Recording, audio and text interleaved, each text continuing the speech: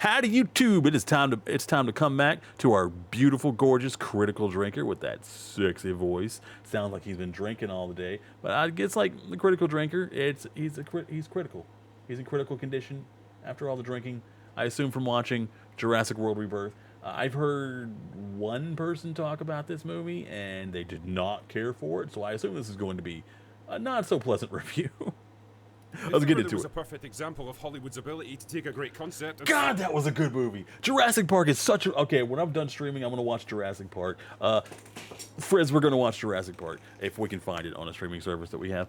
It still holds up to this day, quality-wise. Like, the practical effects they used.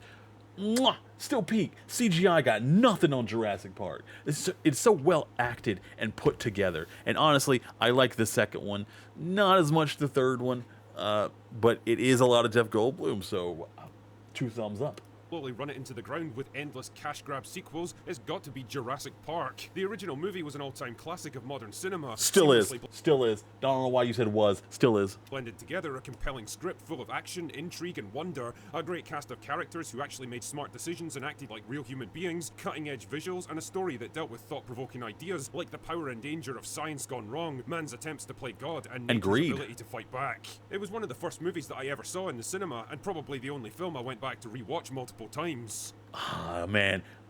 Watching that in the cinema had to stick with you. He had to, oh, God. I'm so jealous. I would love to go back and experience that. I say all this because if you ever want to experience the kind of cinematic whiplash that will leave you paralyzed from the neck down, then watch the original Jurassic Park right before going to see Jurassic World Afterbirth, a movie that I can best describe as anti-storytelling. You know what? Binge all of them. Binge all of them in a row and you can watch the gradual decline. Driven by a paper-thin and completely nonsensical plot that takes forever to get going and eventually peters out into the most anticlimactic ending imaginable, a bloated cast of characters with no discernible personalities and nothing even resembling brains or common sense, played by actors who seem to have no idea why they're even in the movie, it's really nothing but a series of goofy, boring, and disappointingly bloodless action scenes that mean nothing, accomplish That sounds nothing, about and right. make me feel Emptiness and cheap acting and writing sounds about right. Sounds about par for the course. well, nothing. Let's get the plot summary over with quickly so that Universal Studios can hit me with yet another frivolous copyright claim that takes a month to resolve. He loves that meme. Seriously, if I ever find the guy at your studio who keeps doing this, I will personally go to his house and shit in places that will leave him confused for the rest of his life. What a threat. Holy crap. Where did you even come up with that? Believe that, shitheads. Anyway, so the movie stars an affable-looking Scarlett Johansson as tough mercenary lady who gets recruited by shady corporate guy to lead an off-the-books mission to Monster Dinosaur Island, which is deep inside a quarantine zone, to recover genetic material they can use to create a new wonder drug to treat human heart disease, because dinosaurs apparently don't suffer from heart disease. No shit. You know why? Because dinosaurs don't sit on their fat arses all day staring at computer screens while shoveling chemical-laden crap down their fleshy gullets. Okay, I know it's supposed to be an insult, but that burger looked pretty good to me. It might just be because I'm hungry for burgers specifically right now. Matter of fact, I might end stream in like 2 hours and go get me a burger. I don't know. He's out of line, but he's right. Anyway, I digress. To help with the DNA extraction, they're bringing along Science Man, who's an expert in dinosaurs Science but has never actually seen one Man! in the wilds. Oh yeah, and they charter a boat owned by generic sidekick guy to get them ashore. Things are going just great until they get a distress call from diverse modern family whose sailboat got attacked by water dinosaur. What the fuck were they Water doing inside the dinosaur. quarantine zone? How did they even manage to get in there I without love the way being he said that. spotted? What father in his right mind would knowingly take his children into such a dangerous place for no apparent reason?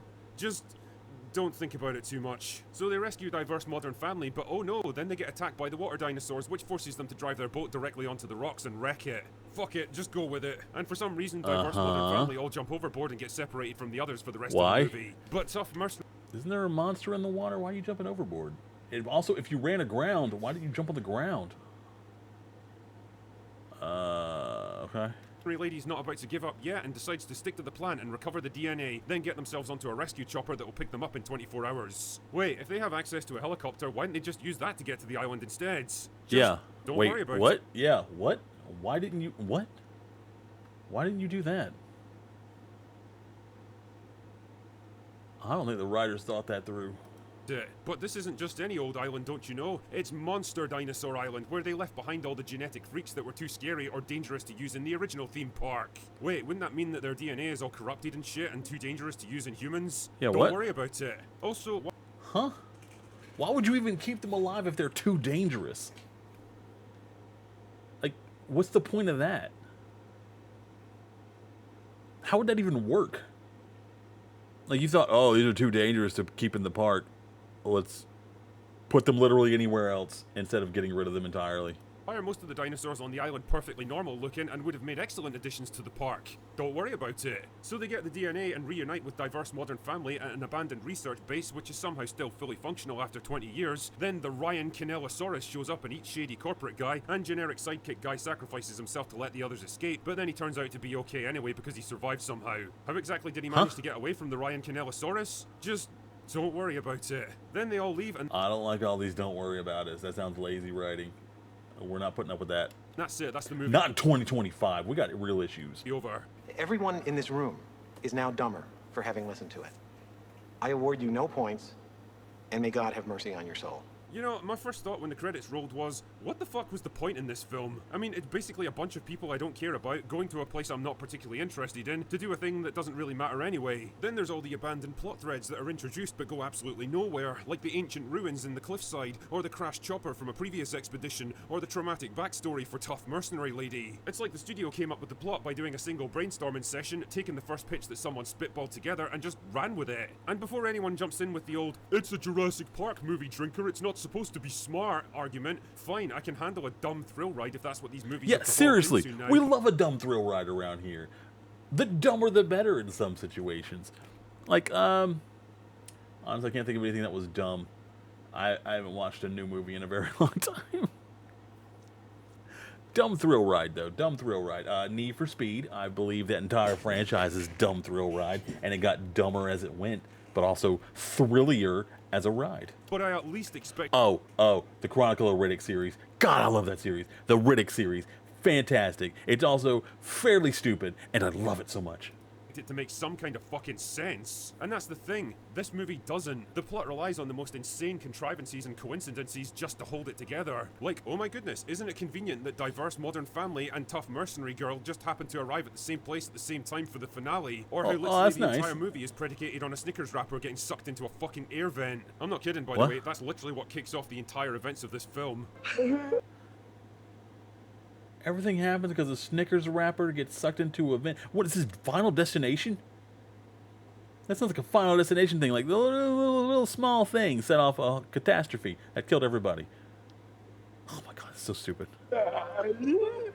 Character motivations meander all over the place with zero explanation, the cast is way too bloated for the plot that sustains them, and the narrative jumps backwards and forwards between diverse modern family and tough mercenary ladies grouped with such massive chunks that you actually start to forget what everyone's doing and why. And I'm not kidding, the diverse modern family are such a bunch of hapless comedy retards that I was actually rooting for the dinosaurs by the end. The script also can't seem to decide who the main character is. I mean, it should probably be Science Man since he's a more logical and relatable POV character than tough mercenary lady. And he would but I guess actually know Scarlett what he's Johansson- talking about.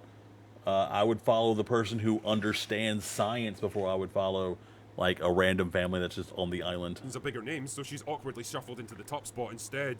The problem, though, is the script can't seem to decide what kind of character she even is. Is she a cold-hearted killer who's just out for money, a quippy and light-hearted hero with a flirtatious side, or a troubled ex-soldier with a dark past? I don't fucking know. The script tries to make her a bit of everything, and it's just as tonally diluted as you might think. Scarlett Johansson struggles through the movie with the faintly baffled smile of a star who can't wait to cash that paycheck and get the fuck out of there. And quite frankly, I don't blame her. Generic sidekick guy is a perfect example of how to waste a really good actor. Mahershala Ali is a talent just waiting to be used, but the movie gives him nothing to do. He's just kind of there, functionally identical to tough mercenary lady, with the same backstory and personality, and eating up a lot of character beats that should have gone to her instead. You know, it's really not that hard to come up with a fun story for a Jurassic World movie, but holy fuck, you'd never think so from watching this steaming pile of dinosaur shit. Yeah, that's a good Jurassic point. World I feel like Afterburn- they could have just combined both of those characters. At least make one of them a completely different character that you wouldn't mind watching get killed, instead of both of them the same character that you wouldn't mind watching get killed. is everything I hate about modern cinema. It's what happens when a studio has too much money, too much resources, and absolutely no idea what to do with any of it. It's a movie that should have been aborted long before it emerged into the world, and if you value your wallet or your sanity, you'll skip this one and just rewatch the original instead. Believe me, you'll have a lot more fun. Anyway, that's all I've got for today. Go away now. You heard him, guys. Go away now. Everybody get out of here. Go get yourself a hamburger or a cheeseburger, whatever you're into, whatever you like. Go get yourself a hamburger on top of a cheeseburger. You deserve it. That was Critical Drinker. Give him a like and sub if you like. And give me a like and sub if you like me. Check me out on twitch.tv/mplaythejolly. Trying to hit 500 likes for my birthday. Well, Twitch likes. Very, very, very important. I mean, go ahead and like and sub on YouTube, too. Also, let me know down below, what was your favorite Jurassic Park movie? I'm going to assume it's the first one, because I don't think any of them really ever came close to how impactful and iconic the first one was. If you said the second one, I would also be like, there's some parts in there I didn't care for. But I get it. There was a lot of good beats in there, too. Third one, it was an awful movie, but Jeff Goldblum. That was the Jeff Goldblum one, right? Or was that the second one? I might be confusing the second and third one because it doesn't really matter. They're both basically the same thing.